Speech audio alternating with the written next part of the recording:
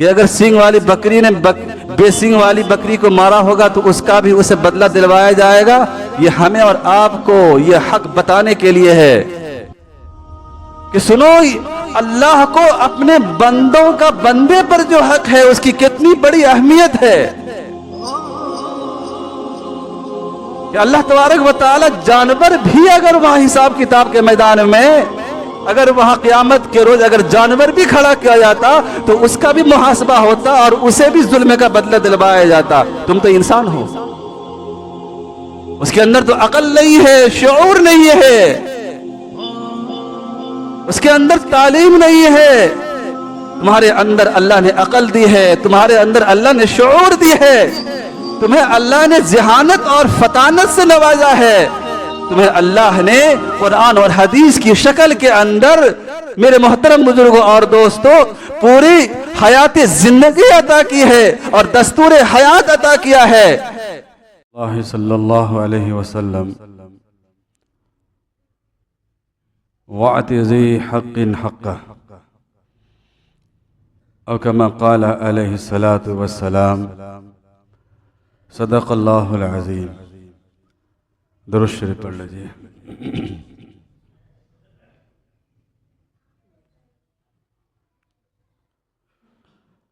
मोहतरम मुअज़्ज़ज़ सामीन, बुजुर्गों, नौजवान साथियों,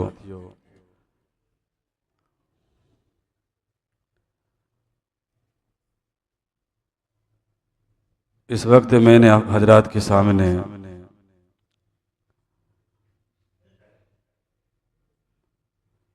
सूरह माइदा की आयत का एक टुकड़ा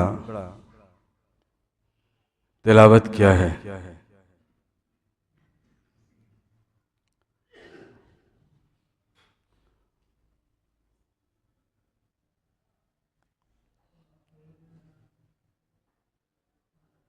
अल्लाह तबारक व तआला ने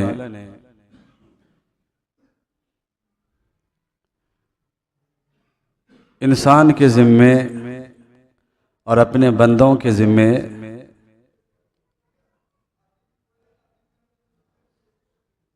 हुकूक रखे हैं।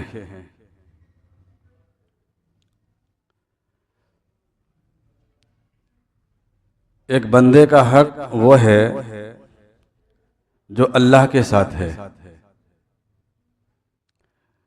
जिसको हुकूकुल्लाह कहा जाता है, और एक वो हक है बंदे पर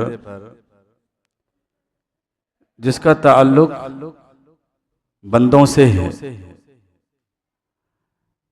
जिसको हुकूकुल इबाद कहा जाता है। ये दो तरह के हक हैं।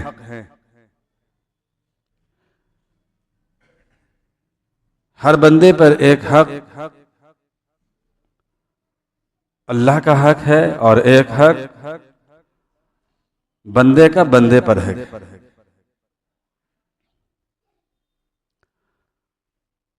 और दोनों के हक की अदायगी का हुक्म और अल्लाह और अल्लाह के रसूल सल्लल्लाहु अलैहि वसल्लम ने कुरान और हदीस के अंदर दिया है।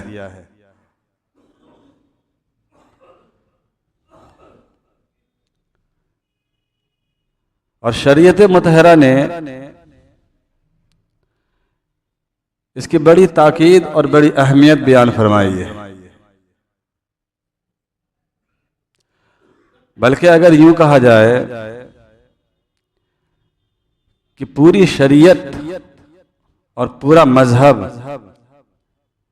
इन्हीं दो हुकूक के अंदर अल्लाह और अल्लाह के रसूल सल्लल्लाहु अलैहि वसल्लम ने जमा कर दिया है।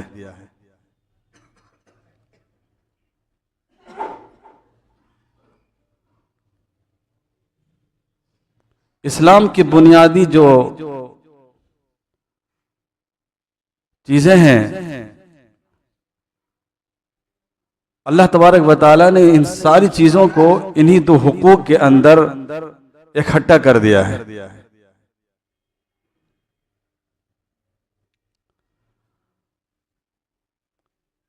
शरीयत मुतहरा ने हुकूक के मुतालबे पर जोर नहीं दिया है,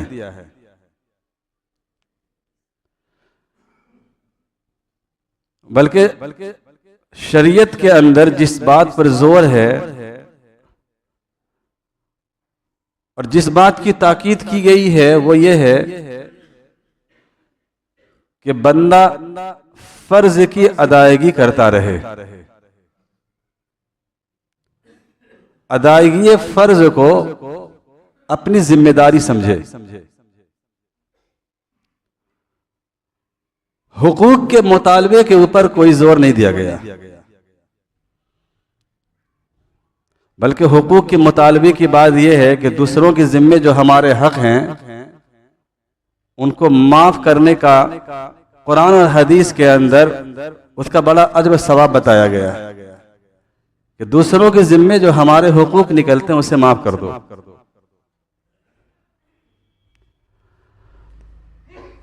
समझने की बात है, हुकूक के मुतालबे के ऊपर इतना जोर नहीं दिया गया जितना कि फर्ज की अदायगी के ऊपर जोर दिया गया है। साफ है, खुली हुई बात है और बड़ी आसानी के साथ बात समझ में आ सकती है। हर शख्स ये समझने लगे कि हमारे जिम्मे क्या फर्ज है, हमारी क्या जिम्मेदारी है, अपने फर्ज को जान जान कर और अपनी जिम्मेदारी को जान जान कर उसे अदा करने लगे। हुकूक के तो हुकूक का मुतालबा ही नहीं होगा। बात समझ में आ रही है? हर शख्स अपना फर्ज समझे, अपने फर्ज के बारे में कोशिश करे कि हमारे जिम्मे जो फर्ज हैं वो मैं अदा करने वाला बन जाऊं। उसकी अदायगी की फिक्र हर शख्स को हो जाए कि मेरे जिम्मे ये फर्ज है, तो फिर हुकूक के मुतालबे की बात नहीं आएगी। मिसाल के तौर पर मैं बंदा हूं, बंदा होने की हैसियत से और एतबार से मेरे जिम्मे क्या फर्ज है। अल्लाह का क्या मेरे ऊपर हक है। बंदा को बंदे की हैसियत से सोचे, बंदगी के एतबार से।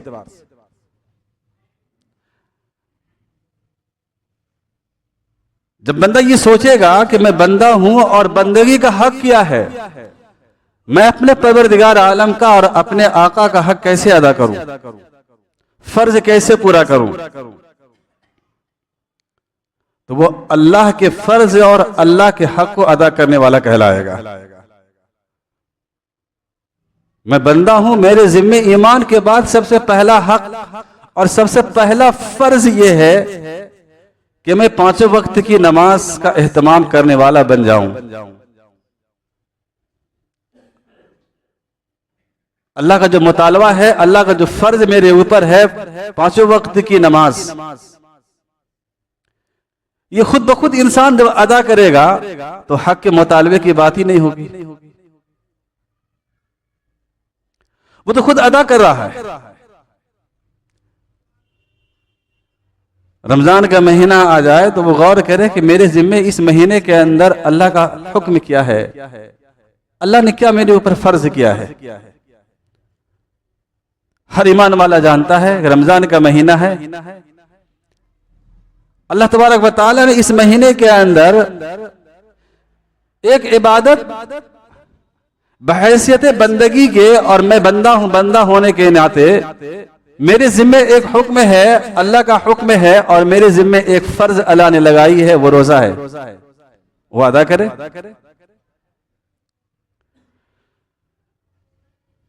साहबे इस्तिताअत है,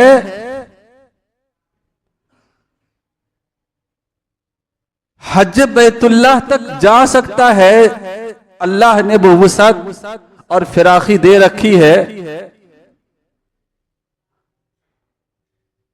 वो खुद ये गौर करे कि मेरे जिम्मे ये इस्तिताअत है, अल्लाह ने ये वुसअत दे रखी है, वहां तक जाने की कोशिश करे। खुलासा यह हुआ कि मेरे मोहतरम बुजुर्ग और दोस्तों, जहां फर्ज की अदायगी होने लगेगी,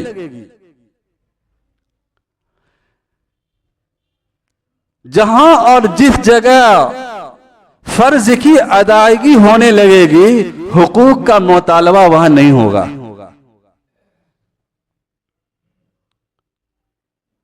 और दूसरों के जिम्मे जो मेरे हक हैं उसे हम माफ करने वाले बन जाएं। शरीयत का हुक्म और शरीयत की तंबीह यह है। लेकिन आज की दुनिया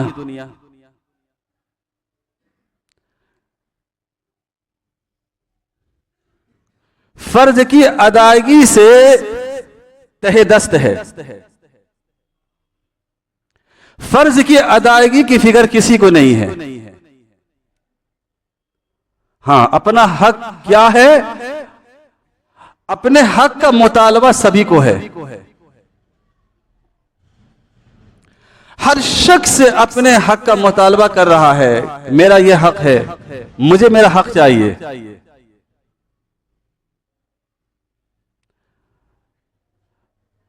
मर्द कहता है कि मेरा यह हक है, मुझे यह हक चाहिए, और उसकी कोशिश करता है, उसकी जद्दोजहद भी करता है। बीवी कहती है कि मेरा यह हक है, मुझे मेरा हक चाहिए, और उसके लिए वो कोशिश और जद्दोजहद करती है।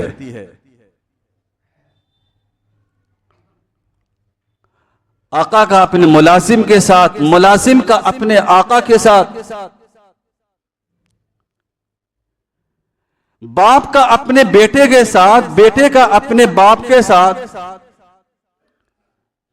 एक पड़ोसी का अपने पड़ोसी के साथ, ये जो हक का मुतालबा है हर तरफ, और पूरी दुनिया मेरे मोहतरम बुजुर्गों दोस्तों मुतालबे हक का शिकार हो चुकी है।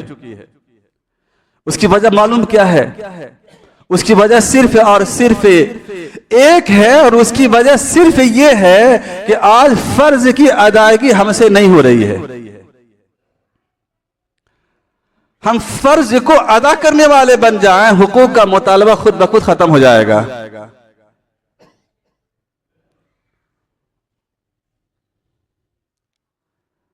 तो दरअसल बात मुझे यही समझानी है कि एक हक वो है जो अल्लाह का हक है। हदीस के अंदर अल्लाह के नबी सल्लल्लाहु अलैहि वसल्लम ने इरशाद फरमाया कि कल क़यामत के दिन दीवान तीन तरह के होंगे। दीवान कहते हैं नामे अमाल के सहीफे को। तीन किस्म के दीवान होंगे। दीवान का एक किस्म वो होगा जिसके अंदर बख्शाइश नहीं है,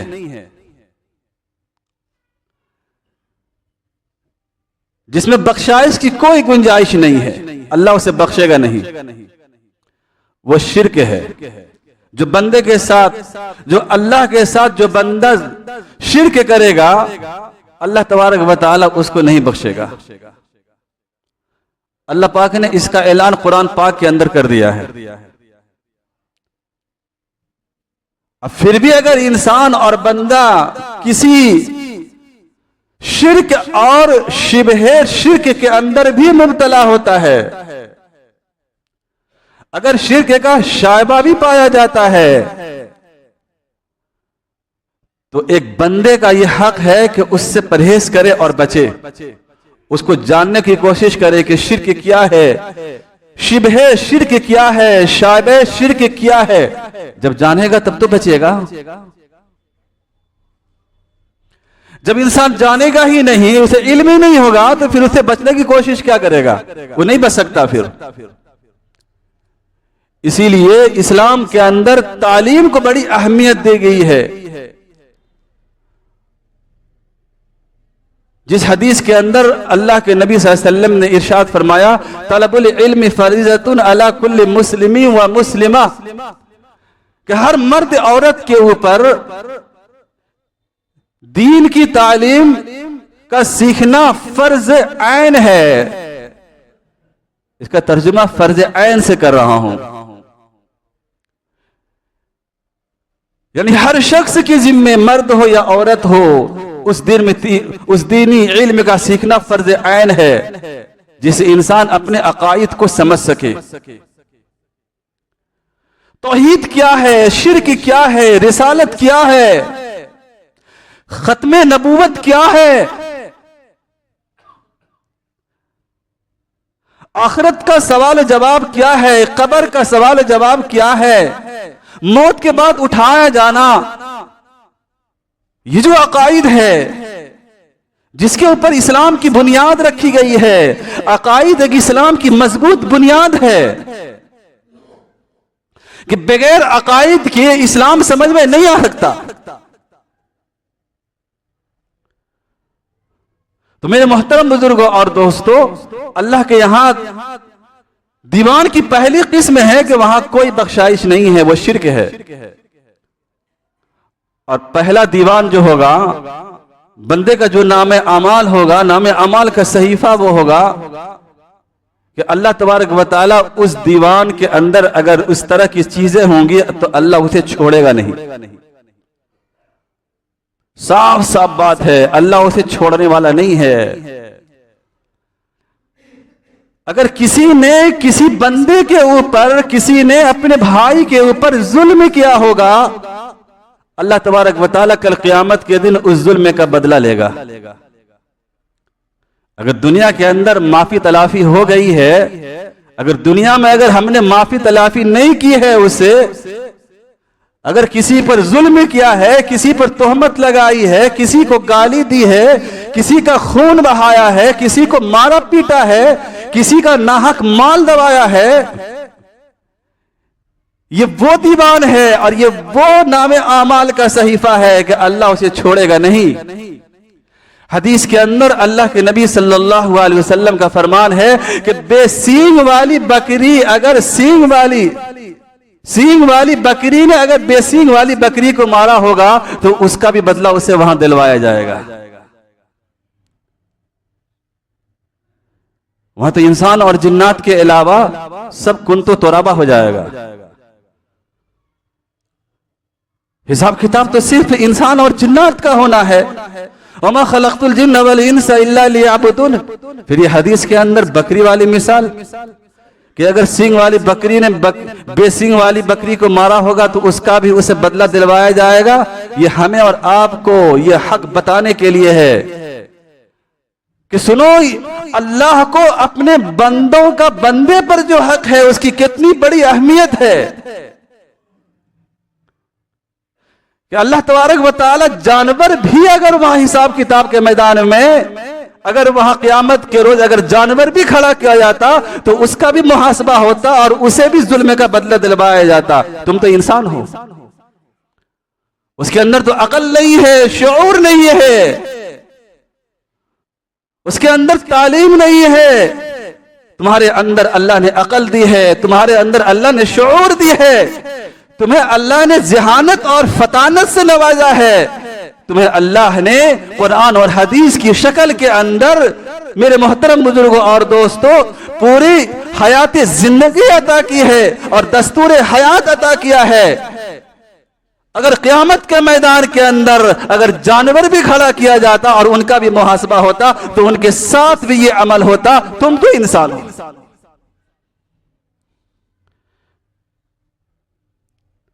आज मेरे मोहतरम बुजुर्गों और दोस्तों, ना तो हुकूकुल्लाह की परवाह है, ना हुकूकुल इबाद की परवाह है मुसलमानों के अंदर। हम अल्लाह के हक को भी जाय करने वाले और बंदों के हक को भी हम जाय करने वाले हैं। कभी हम अपने आरामगाह में और ख्वाबगाहों के अंदर, कभी हम अपने आराम की जगह पे आंख बंद करके अपना मुहासबा तो कर लिया करें। ये मुहासबा वो चीज है जिसका हुक्म अल्लाह तबारक व तआला ने कुरान के अंदर और अल्लाह के नबी सल्लल्लाहु अलैहि वसल्लम ने हदीस के अंदर दिया है। और तीसरा दीवान, क़यामत के दिन नामे आमाल का तीसरा सहीफा जो होगा वो मेरे मोहतरम बुजुर्गों और दोस्त, वो ये होगा कि बंदों का अल्लाह के ऊपर क्या हक है। अल्लाह अपने हक के मामले में अल्लाह गफूर रहीम है। अल्लाह अपने हक के मामले में सत्तार है, गफ्फार है, अल्लाह जिसे चाहे माफ कर देगा। शिर्क के अलावा जितने गुनाह हैं अल्लाह तबारक व तआला जिसे चाहेगा माफ करेगा, जिसे चाहेगा अजाब देगा। वो उसकी शान बेनियाज है, वहां किसी की नहीं चलती। ये तीन दीवान हैं, ये तीन हुकूक हैं मेरे मोहतरम बुजुर्गों और दोस्तों, जो हमारे जिम्मे आयद हैं। बहरहाल मैं अर्ज ये कर रहा था, मैंने जो कुरान पाक की आयत पढ़ी है, मन कतल नफ्सन बगैर नफ्सिन और फसादिन फिल अर्ज़ि फकअन्नमा कतल अन्नास जमीआ, कि जिस शख्स ने किसी शख्स को नाहक कत्ल कर दिया और जमीन पर बगैर फसाद फैलाए हुए अगर किसी को कत्ल कर दिया, तो गोया कि उन्होंने ऐसा किया जैसे कि पूरी इंसानियत को कत्ल कर दिया। उसका कोई गुनाह नहीं है, उन्होंने किसी को कत्ल नहीं किया है कि उसे जुर्म के अंदर उसे कत्ल किया जाए। उन्होंने जमीन के ऊपर कोई फसाद नहीं फैलाया है, और फसाद फिल अर्ज़, जमीन के ऊपर कोई फसाद नहीं फैलाया है कि उसे कत्ल किया जाए। अगर ऐसा कोई शख्स है और उन्होंने उसे कत्ल कर दिया, तो गोया ऐसा है जैसा कि उन्होंने पूरी इंसानियत का कत्ल किया। इतना बड़ा गुनाह है। हाँ, किसास के अंदर कि शहर काजी ने और हाकिम वक्त ने किसी के मुजरिम को हुक्म दे दिया कि इसकी सजा कत्ल है, मौत है, जिसको किसास कहा जाता है शरीयत के अंदर। अगर हद जारी किया जाए हुदूद के एतबार से, किसास के एतबार से, शरीयत का जो कानून है,